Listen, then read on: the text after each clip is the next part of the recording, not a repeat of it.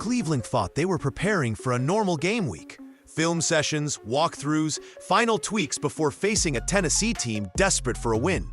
But everything shifted the moment one unexpected visitor stepped into the Browns facility. The energy changed instantly, like someone flipped the lights on in a room that had been quietly holding its breath. And the craziest part? It wasn't a player. It wasn't an owner. It wasn't even someone from the NFL. It was Deion Sanders. Primetime didn't announce he was coming. He didn't need to. He walked through the doors with the same presence he carried throughout his entire playing career. Calm, confident, and unmistakably in control. And as soon as he arrived, the atmosphere shifted. Players gravitated toward him. Staff members paused what they were doing just to catch a glimpse. The Cleveland Browns lost again, but this time the loss didn't feel normal. This wasn't just another Sunday disappointment. This one exposed something much bigger. And it all happened in the final seconds. Because for most of the night, one player completely flipped the energy in that stadium. A fifth-round rookie who wasn't supposed to be the guy. A quarterback many people said was overhyped, overrated, and living off his last name. And yet, drive after drive, Shedeur Sanders stood in the pocket, took hit after hit, and kept pushing the Browns forward when everything said they were done. By the fourth quarter, the narrative had flipped. Critics went quiet. The crowd came alive. And for the first time in a long time, Cleveland looked like it actually had a future at quarterback.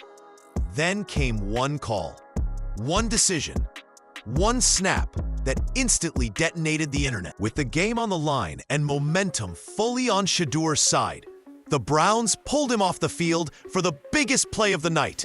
Seconds later, the two-point attempt failed. The comeback died. And what followed wasn't just anger, it was suspicion. Now fans are asking questions no one expected to be asking yet. Was this just bad coaching or something darker? Are the Browns actually trying to win? And did Shedeur just prove he's the quarterback of the future, only to be blocked by politics, contracts, and front office chaos? Tonight, we're breaking down Shedeur's breakout performance, the growing animosity around him, the two-point call that shook the league, and why many fans believe Cleveland may be sabotaging its own best hope. Because this wasn't just a loss, it was a fifth-round pick, limited reps, labeled a project.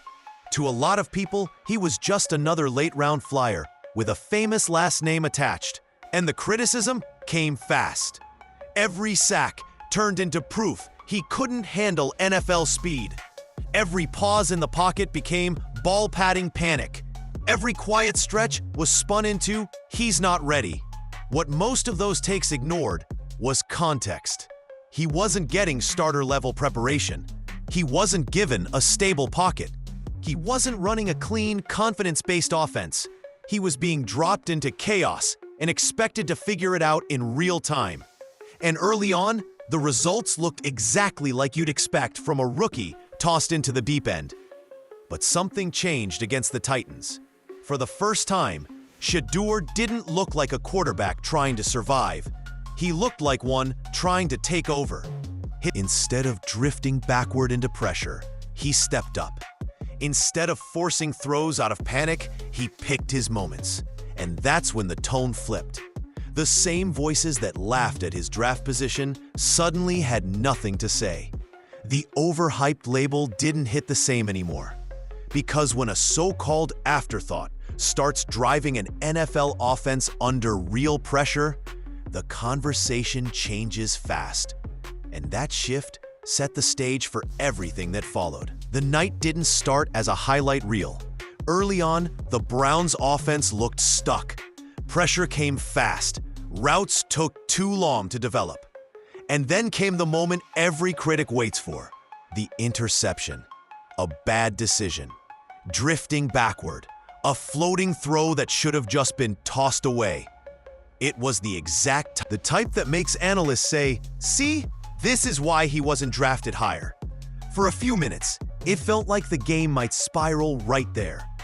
But instead of unraveling, Shedeur did something most rookies struggle to do under real NFL pressure. He reset.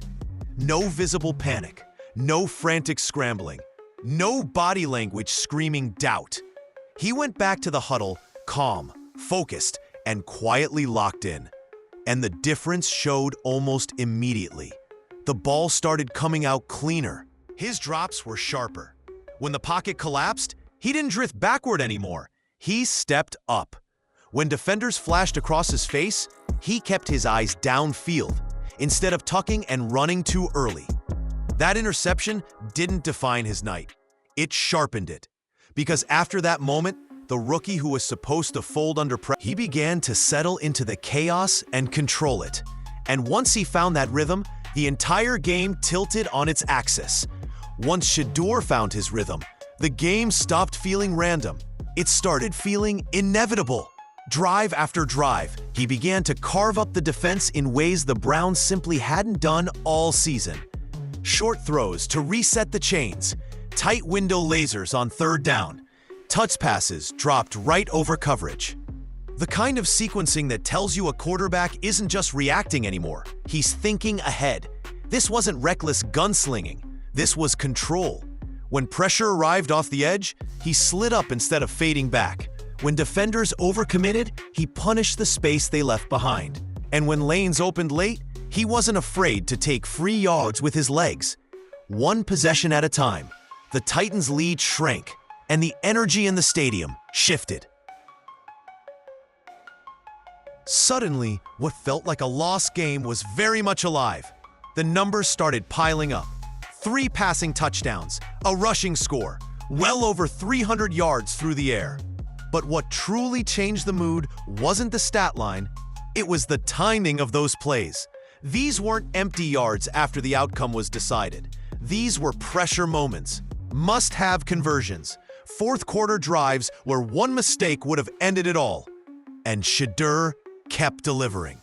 By the time Cleveland punched in that late touchdown to set up the final 2-point try, the story had completely flipped. The rookie who entered the night as a question mark had forced himself into the center of the conversation. And that's what made what happened next feel so hard to believe. Right when Shedeur was starting to look untouchable, something strange happened on the other side of the ball.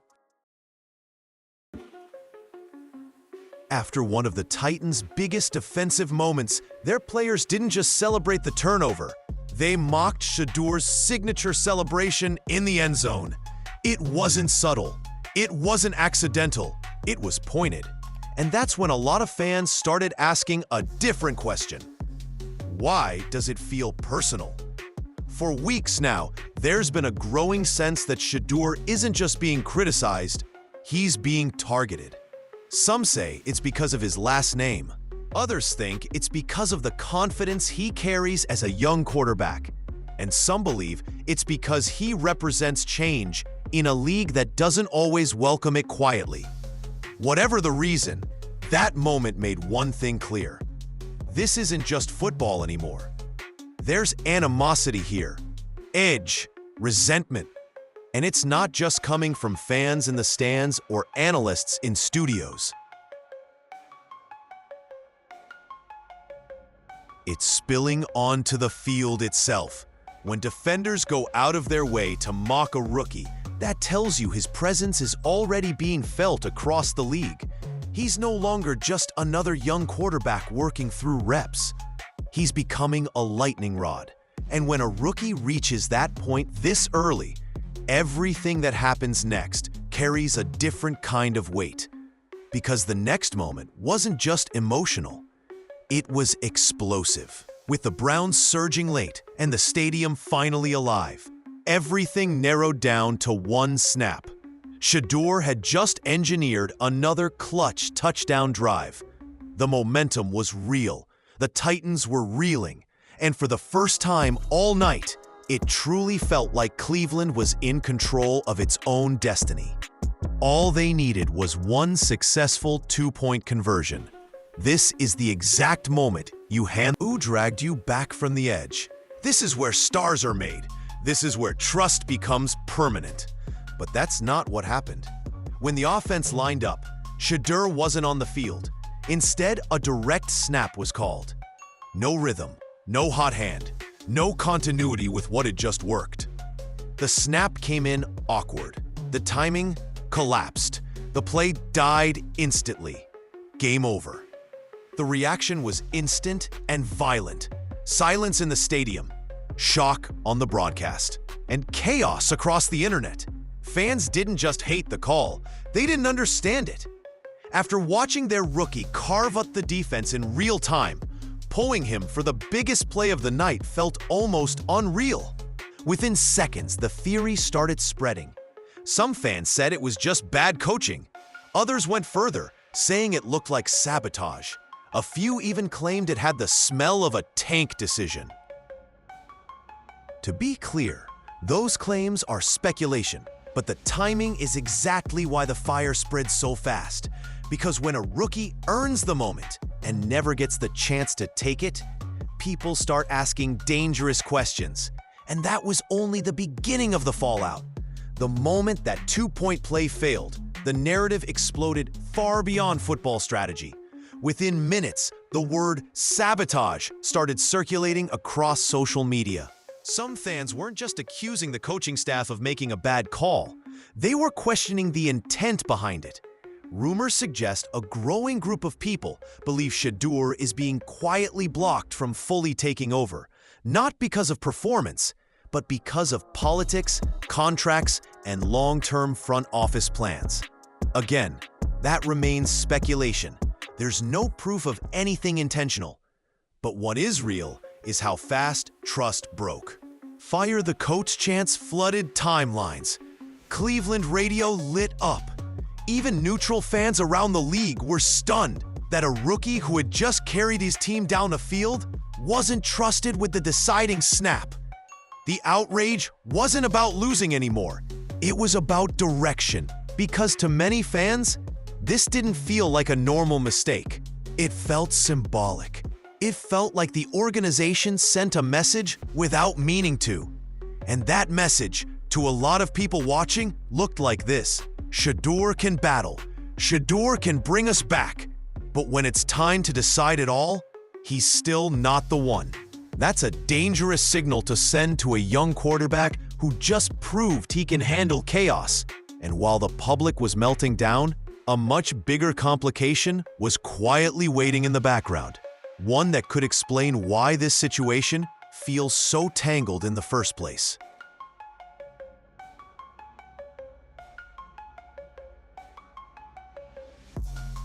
Lurking behind all the outrage and speculation is one reality that keeps pulling this story back into uncomfortable territory. The Browns are still tied to a massive quarterback contract from the past.